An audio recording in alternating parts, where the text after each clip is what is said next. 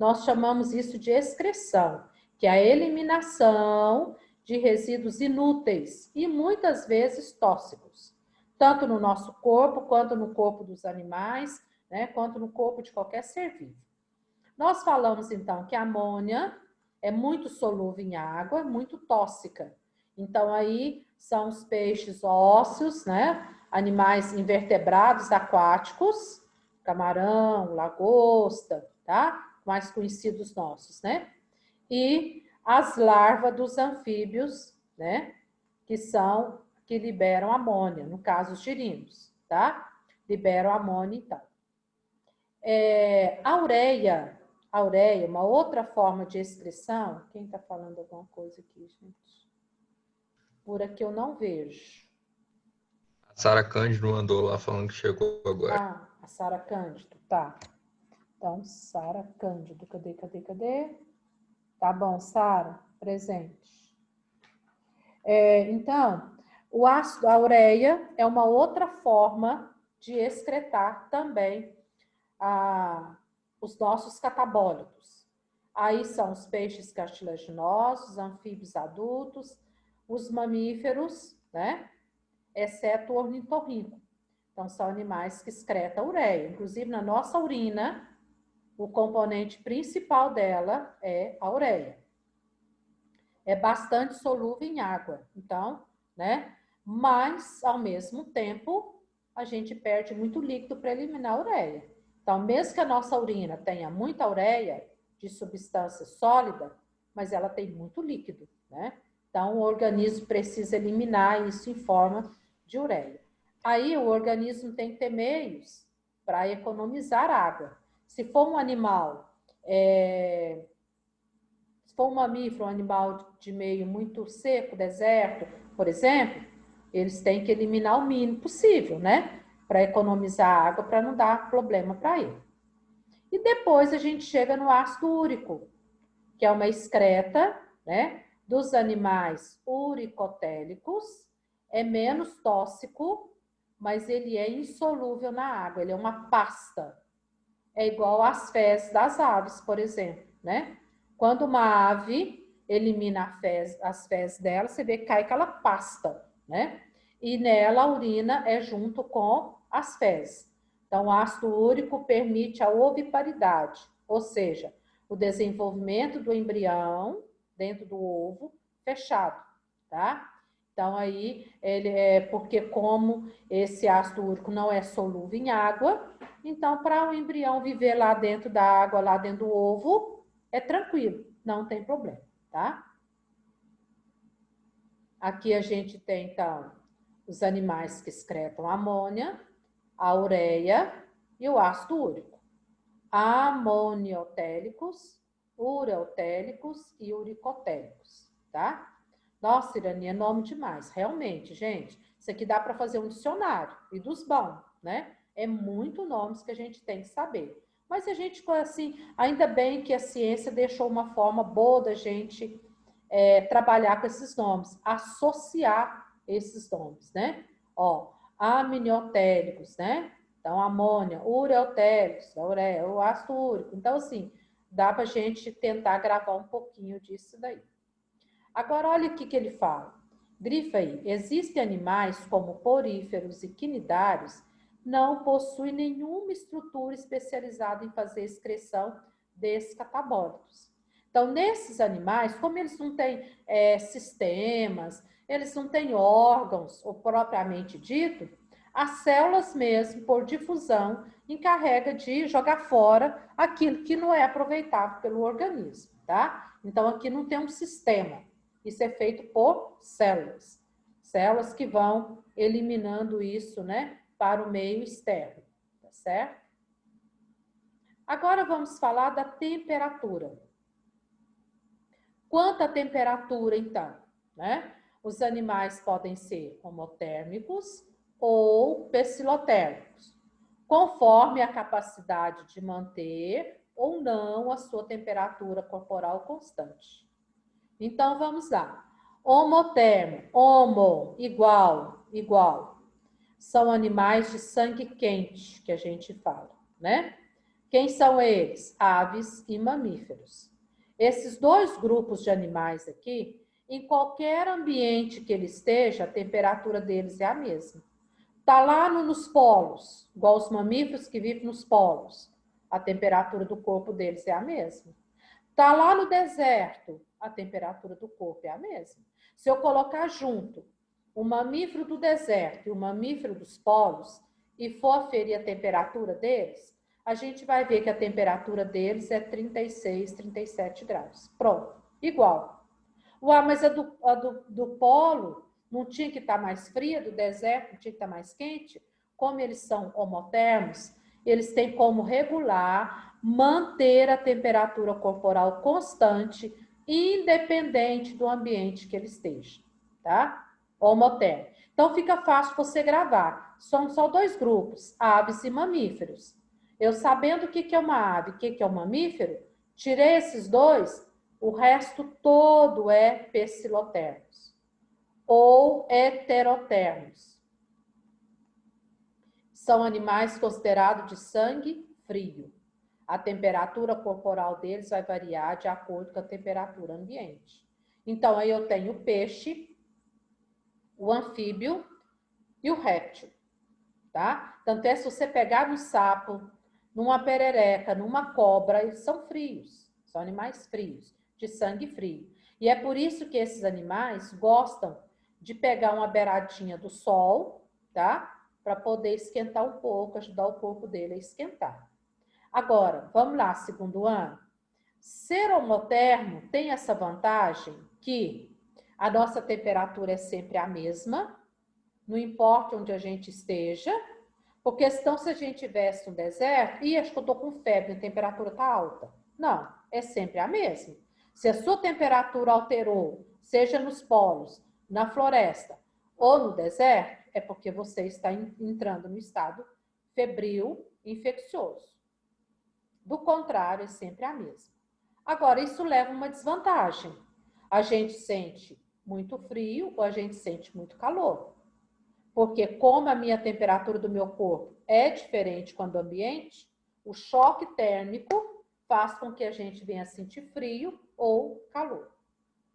Os pecilotermos, a temperatura do corpo deles varia com o ambiente. Não iguala, não significa que se eu tiver um réptil lá no deserto, por exemplo, né?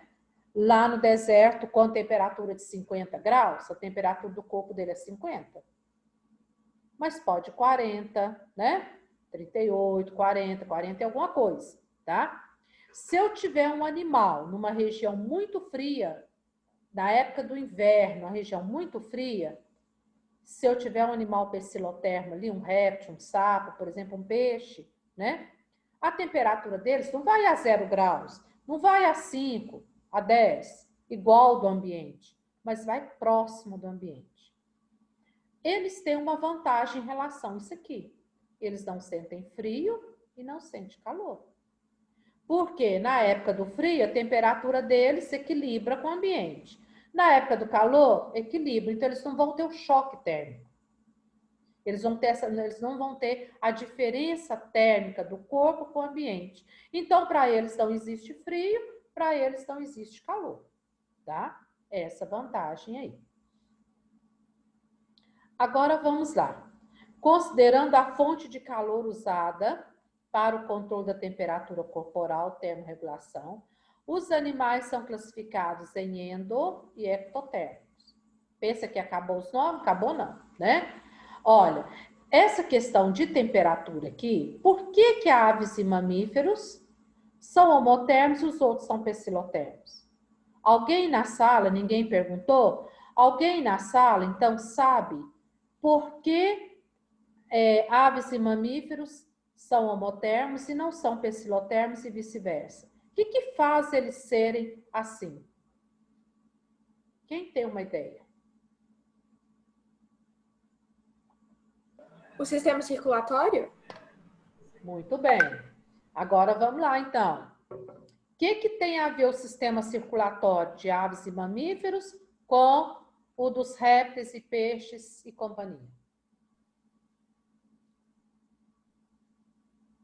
É que controla a temperatura do corpo, não? A temperatura é igual.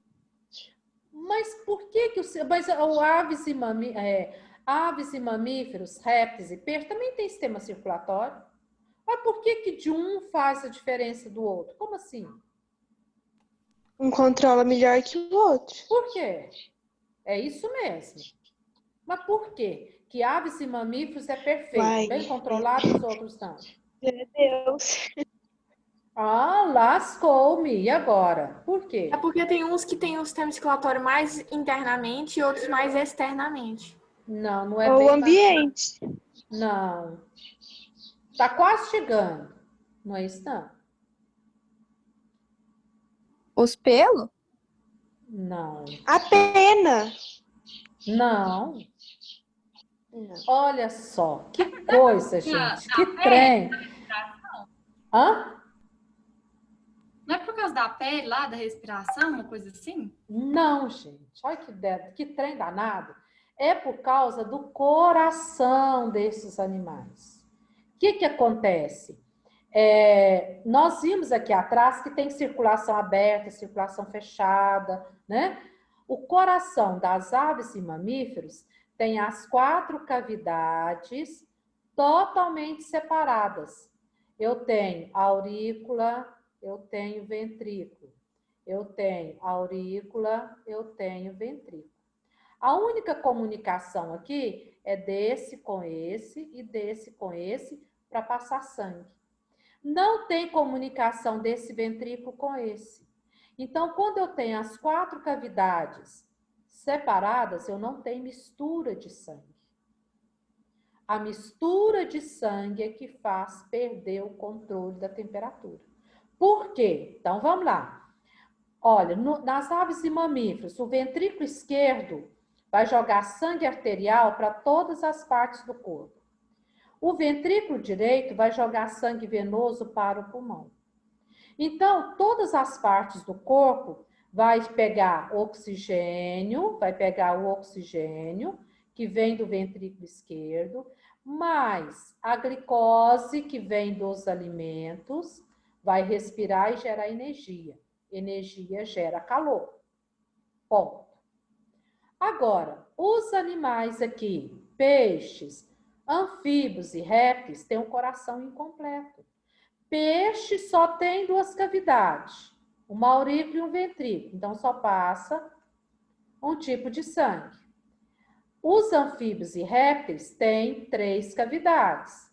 Tem 2 aurículas, podia ser um pouco maior, né, Irani? 2 aurículas e apenas um ventrículo. E aí o que acontece? Chega sangue venoso, chega sangue arterial. Mistura os dois aqui e os dois saem misturados para todas as partes do corpo. E aí o que vai acontecer? Vai chegar pouco oxigênio, porque chega gás carbônico junto, então vai junto o oxigênio e vai junto o gás carbônico. Coitada das células. As células têm que pegar o gás carbônico também. E aí a produção de energia é menor. Se a produção de energia é menor, a liberação de calor também é menor. Não é suficiente para manter todo o corpo quentinho, como é o caso das aves e mamíferos. Ok? Deu para entender? Ficou dúvida nisso aqui? Então, aves e mamíferos são homotermos, o corpo deles é sempre quentinho por causa da estrutura física do coração. Ventrículos separados, onde o oxigênio não mistura com gás carbônico. As células pegando o oxigênio com a glicose, produz energia, gera essa energia, liberando calor, que é o que elas precisam. Nos outros, o coração é incompleto, peixes nem conta, mas os anfíbios e répteis, coração incompleto, só tem um ventrículo, a mistura dos 2 tipos de sangue, portanto, leva os 2 tipos de sangue para a célula vai pegar a menor quantidade de oxigênio, vai produzir menor quantidade de calor, por isso o corpo deles é frio. Ok, segundo ano? Fechou essa parte? Então, vamos lá. Quanto a essa liberação de calor, então, nós temos os endotermos e exotérmicos. Então, vamos lá. Endo, dentro. Então, quem são, o que isso faz?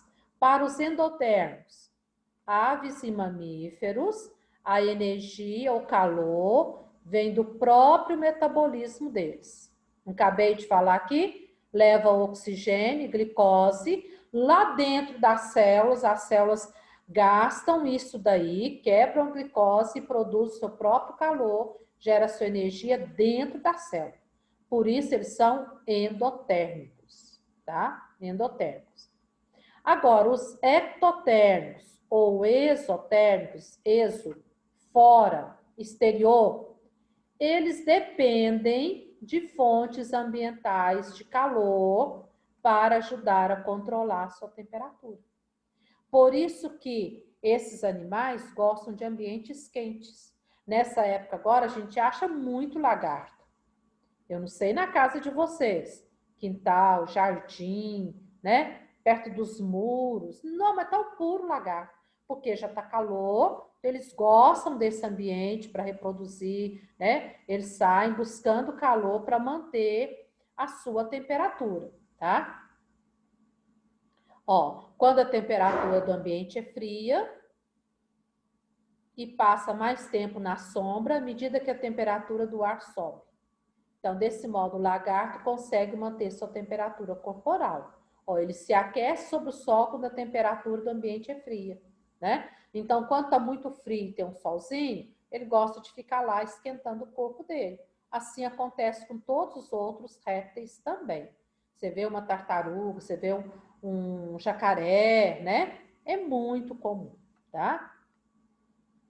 Tanto é que aqui, ó, cotidiano, olha só.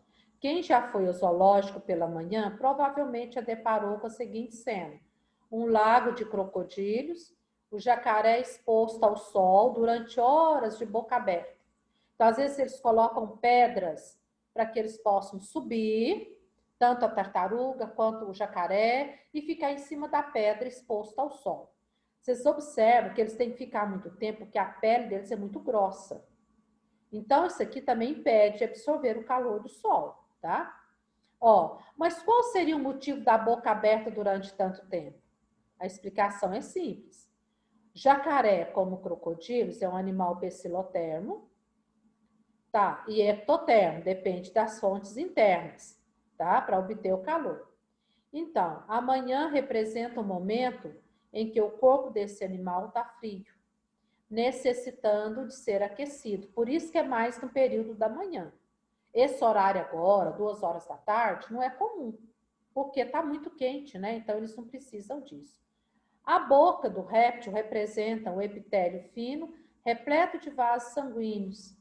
E ele é o local mais propício para captar energia, olha que interessante, proveniente do sol, já que o couro dele é grosso demais. Então, se ele depender só desse couro, a tartaruga depender do casco dela, como ela vai obter calor? Aquele casco daquele jeito veda tudo. Então, a boca aberta, olha que legal, vai fazer absorver mais temperatura do ambiente. E aí ele consegue aumentar um pouco a temperatura do seu corpo e consegue manter o seu metabolismo. Não é legal essa história? Eu gostei. Situação interessante. Reprodução. É mais comum nos seres vivos, né? Reprodução sexuada. Mas pode acontecer também a reprodução assexuada. Então, vamos lá. Brotamento, regeneração, partenogênese, né? São alguns tipos de reprodução assexuada. Brotamento, forma broto, ok. Forma um brotinho. Regeneração, vai recuperar partes perdidas, ok. Agora, partenogênese, nós vamos ver que reprodução louca é esta, tá? Então, vamos lá. Nos poríferos e quinidários, pode ocorrer o brotamento. Muito comum. Uma esponja forma um brotinho e forma um filhotinho lá. Uma hidra forma um brotinho, forma um filhotinho. Beleza. Mas tem também a estrobilização, fragmentação, que ocorre nos platelmintos e quinidários, tá? Lá na água-viva, estrobilização. E platelmintos, alguém até tinha falado aí, a tênia, ela tem um corpo dela cheio de gominhos. Esses gominhos se formam por estrobilização, tá? Então, assexuada também. Tem animal, pronto, praticamente esses aqui, eles podem passar por 2 tipos de reprodução, sexuada e assexuada. Lembrando que a reprodução sexuada garante a variabilidade das espécies. A assexuada é tudo por igual, é clone, tá? Então, vamos lá. Em alguns animais, a capacidade de regeneração é tão acentuada que pode constituir um processo assexuado de reprodução. É o que acontece com as planárias, as minhocas e a estrela do mar. Você sabia que a minhoca também, se você cortar parte dela, ela consegue regenerar e formar outra minhoca? Isso aqui nem todo mundo sabe. As planárias é um bichinho Verdade, de quando lagoa. parte a minhoca no meio, vira 2. Não é? Olha que interessante. Então, não é fácil matar esse bicho, não, né? É. As planárias que vivem na lagoa, ela parece uma folhinha tombada. Você pode fazer muitos cortes nela. Ela vai formar várias planárias. A estrela do mar nem se fala. Ó. A estrela do mar. Você corta um bracinho dela aqui, isso aqui cresce, regenera e forma outra, né? Tem uma história que eu gosto sempre de contar, acho que eu já contei para vocês, nós vamos recordar. Um pescador, né, que vivia da pesca, todo dia de manhã saía do seu barquinho para o mar para poder pescar. Puxava a rede, a tendência é de encher de peixe. Só que estava na época de reprodução das estrelas, toda vez que ele puxava a rede, tinha muita estrela do mar e a rede pesada. E a estrela do mar grudada na rede, a estrela do mar é cheia de uns, parecendo uns espinhozinhos. Ela cortava a rede e a rede arrebentava, os peixes caíam tudo de volta.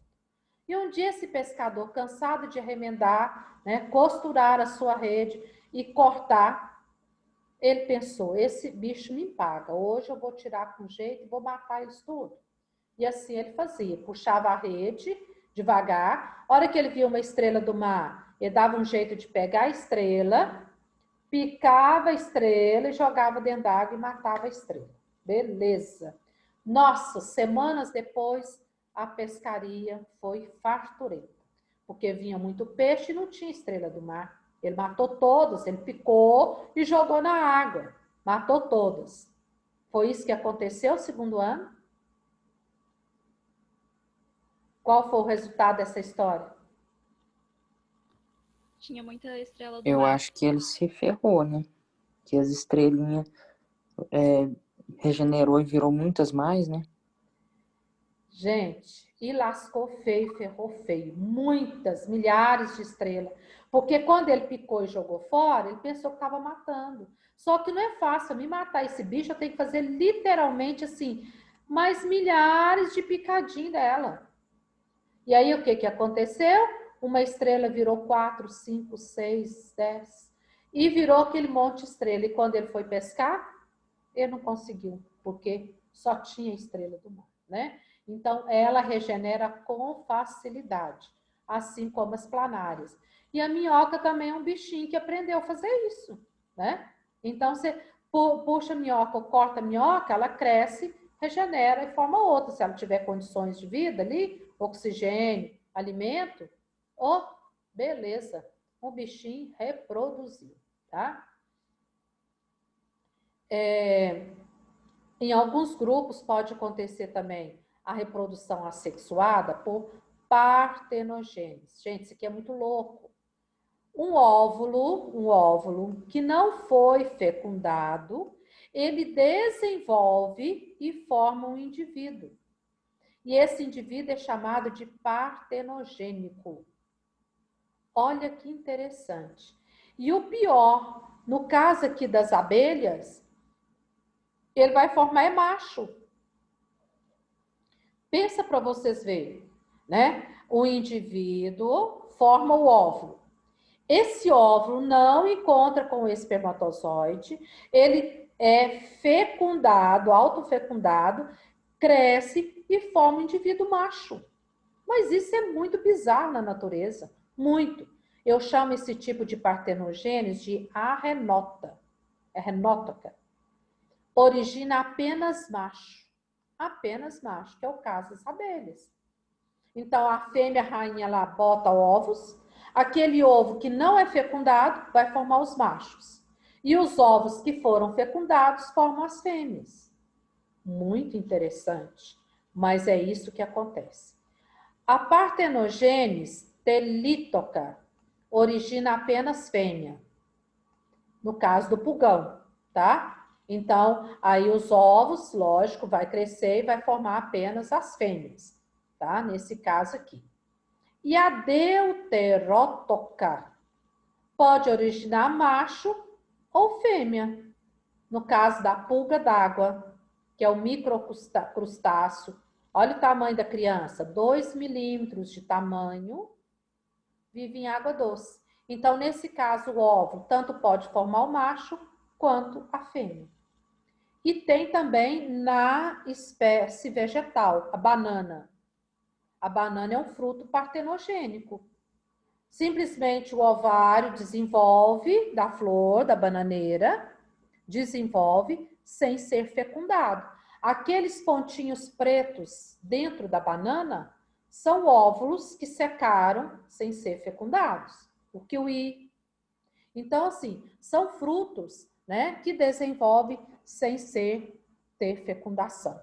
Se eu pegar uma banana, tirar aqueles pontinhos pretos e enterrar, eu não vou ter outra banana, aquilo não é semente, né? É óvulo que secou, por isso ficou preto, que não foi fecundado, porque a banana desenvolve, né, do óvulo que cresce sem ser fecundado. Ok? Muito bizarro, né, não, gente? Muito interessante. Reprodução sexuada, seguindo aí, então. Eu falo que essa natureza tem tanto mistério que a gente nem imagina. Aqui agora é fácil, né? Sexuada é a mais comum nos seres, realizado, né, a fecundação, envolvendo união de células especiais, denominada gameta. O masculino, espermatozoide, feminino, óvulo. Ok. Então, aqui a maioria dos seres reproduzem assim. Vai haver uma fusão, oogamia, né? Então, são diferentes, vai fundir o óvulo com o espermatozoide, né? O óvulo maior, o espermatozoide menor, tá? Quem é móvel é o espermatozoide, gameta masculino. O gameta feminino nunca movimenta, ele fica quietinho no lugar dele, esperando. As células reprodutoras normalmente são produzidas nas gônadas, masculina, testículo, feminina, ovário, tá? Ovário, testículo, já falamos disso daí. Aqui ele fala de uma coisa interessante. Alguns animais podem ter uma única glândula sexual, que produz os 2 tipos de gameta. Eu chamo isso de ovoteste, que é o caso dos caramujos. Segundo ano, pensa numa reprodução complexa. Pensou nos caramujos, achou. Esse grupo de molusco, mas eles são muito complexos, mas muito, tá? Muito mesmo. E vocês viram, onde é que eu vi? Agora tá um negócio de cobra, né, gente? Atacar, cobra não sei o quê. Vocês viram aquela médica que foi atacada na cachoeira por uma cascavel, não foi? Por jararaca? Nossa, eu vi. Gente, Coitada. que horror. Ela morreu? Não, não morreu. Não, ela morreu não. Mas ela ficou uns 7 dias na UTI, não foi? Ela ainda está se recuperando ainda com sequelas, né? Para ver se vai ficar sequelas. Eu vi, também é cada coisa, né, gente? Nossa, misericórdia. Eu vi um flashzinho de uma senhora, parece, andando com uma cobra num carrinho. Olha isso. numa praça, e essa cobra saiu do carrinho, entrou no canteiro da praça. E eu vi também, eu não sei onde, que uma cobra, depois de não sei quantos anos, ela reproduziu sozinha. Botou ovos, reproduziu sozinha. Olha que interessante. Então, assim, é muitas coisas que chamam a atenção da gente, tá? E dentro dos caramujos, isso acontece muito dos moluscos. É um grupo de reprodução extremamente complexa, tá? As cobras pode acontecer, tá? Esporadicamente. Eu esqueci quantos anos que essa pessoa tem essa cobra, e é só uma, e agora ela resolveu se autorreproduzir. As espécies de animais que realizam reprodução sexuada podem ser monóicas ou dioicas. Monóicas são aquelas bissexuais ou hermafroditas. Elas podem produzir os dois gametas, óvulos e espermatozoide, tá? Cobra o quê? Hã? É cobra o quê que você falou? Não, a cobra... Bissexual? Não, essa espécie monóica aqui, essa espécie de animal, Ah, tá. ela pode ser chamada de bissexual ou hermafrodita. Ah, tá, entendi. E algumas cobras se passam por isso, tá? Algumas. Não são todas. Esse indivíduo vai Cavalo produzir... marinho não é? Não. A fêmea vai lá no macho, você acredita? Põe os ovos dela lá no macho e o macho que choca e carrega como se ele produzisse tudo. Não é. Eu pensei que era hermafrodita o cavalo marinho. Não. Muita gente pensa por isso mesmo, né? Porque ele que choca, ele que cuida, lá é o pai que cuida, né? Que gera. Então, a espécie que é monóica ou hermafrodita, ela produz espermatozoide e óvulo. Ó, minhoca, caramujo, astênias, né? Solitária. E aí, dessas espécies, algumas se autofecundam, outras têm fecundação cruzada. Por exemplo, a minhoca não se autofecunda. Uma minhoca cruza com outra minhoca. Olha, para quê? Ela não produz óvulo e espermatozoide? Produz. Só que quando elas cruzam, elas trocam os espermatozoides, só. Os ovos ficam quietinhos. Uma passa espermatozoide para a outra e vice-versa, tá? Nos caramujos, podem eles mesmo produzir e mesmo se autofecundar. As tênias, da mesma forma. Elas produzem os dois gametas e se autofecundam, tá? O ser dioico é aquele que possui sexo separado, um macho e uma fêmea. Nesse ser dioico, ele pode apresentar ou não dimorfismo sexual. O que é isso? Quando você olha e fala, isso aqui é macho, isso aqui é fêmea. Por exemplo, se você olhar a tartaruga, olha a tartaruga, olha um jacaré. Você sabe qual que é macho, qual que é fêmea? Só olhando assim? Difícil a gente separar. Pega o peixe. Quem que é o peixe macho, quem que é o peixe fêmea? Então, quando eu olho e não tem uma característica marcante para eu separar, eu falo que ele não tem dimorfismo sexual. Quando tem a característica igual homem e mulher, o boi e a vaca, aí ele apresenta o dimorfismo sexual, tá? A maioria dos seres apresentam, mas tem muitos seres que a gente só vai saber quem é macho, quem é fêmea, literalmente conhecendo, né, os animais. Do contrário, a gente não sabe, tá? Quem é macho... A cobra, por exemplo, não tem, né? Como é que você vai saber quem que é a cobra macho, quem que é a cobra fêmea? Então, sim, ele não apresenta dimorfismo sexual, tá? E tem outros que apresentam dimorfismo sexual. Segundo ano, eu vou parar aqui, já vai cair. Vai ficar de dever para vocês a página 7, depois eu coloco no grupo direitinho. Número 2 e 3, você vai fazer no livro mesmo, marcando para você ir gravando tudo isso que nós passamos, tá? Número 2 e 3, quem tem, quem não tem, como é e deixou de ser, tá bom? Na página 7, é o seu dever para amanhã, tá?